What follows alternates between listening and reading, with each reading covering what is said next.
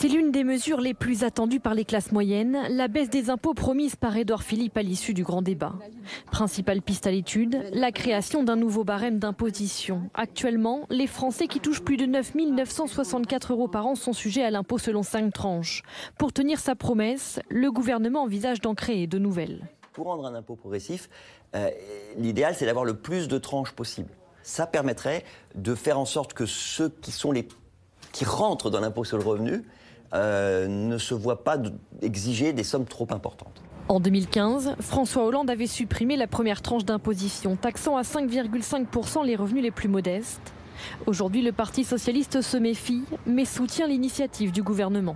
Pourquoi pas, effectivement, si ça permet d'alléger la pression fiscale sur les personnes qui sont assujetties à cette première tranche. Il ne faut absolument pas faire rentrer, comme ça avait été évoqué par Jacqueline Gourault, par exemple, faire rentrer de nouvelles personnes dans l'impôt sur le revenu. C'est surtout pas ce qu'il faut faire en ce moment.